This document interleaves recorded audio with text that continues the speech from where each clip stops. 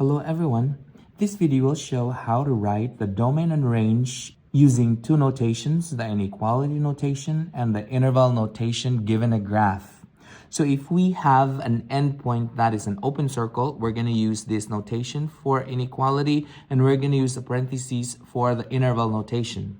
If the endpoint is a solid circle, we are going to use an inequality that is a bar underneath or a bracket. If the end is an arrowhead, this indicates that it goes all the way to infinity. Then we will use this notation and a parentheses for interval notation. To better see how to use these notations right here, let's have an example. To set up the domain for this graph right here, we're going to go ahead and write. So this notation right here is read as x is greater than and x is less than. To determine the value that we have right here, we're going to look for the leftmost end of the graph. In this case right here, we have it ends at 4 on the x. So we're looking for the x as that's the domain. So we're going to go ahead and say this is negative 4. Since this is an open circle, we're not going to put a bar underneath that. Now on this side right here, we're going to look for the rightmost end of the graph. So in this case right here, it ends up at 3. So I go ahead and write 3 here. However, since this is a closed circle, so I go ahead and write a bar underneath that. So this notation is read as x is greater than negative 4 and x is less than or equal to 3. So this is the domain for this graph. Now, if we change this to interval notation, we just go ahead and copy negative 4 and 3. So that's negative 4, comma 3. And we are going to use a parenthesis if there's no bar underneath. And we're going to use a bracket if it has a bar underneath. Now, let's look at the range of this graph. For the range, we're going to write y is greater than and y is less than. On this side, we're going to have the lowest point of the graph. So that's the lowest point of the graph, which is negative 5. So I write negative 5.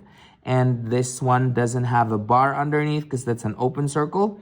And on this side right here, we're going to look for the highest point on the graph or the highest part of the graph, which is, in this case, is a 2. And since there's no open circle on the 2 here, we put a bar underneath. So this is read as y is greater than negative 5 and y is less than or equal to 2. And so to write this in interval notation, this is parentheses negative 5 to bracket. Now let's have another example.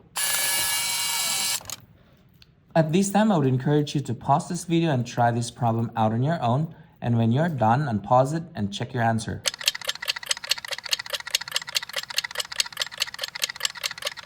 Okay, so we go over this problem here. So we start writing x greater than, less than. So we're going to look for the leftmost part. So the leftmost, it goes all the way to infinity. So it goes to negative infinity. So infinity, we don't write a bar underneath.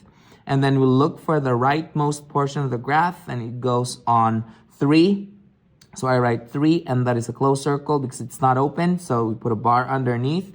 So then our interval notation for this is parentheses negative infinity, comma 3 bracket. Now for the range of this one, we write it out first. So y is greater than, less than. We look for the lowermost or the lowest point on the graph, in this case, which is negative 2. And since this is a closed circle, we put a bar underneath.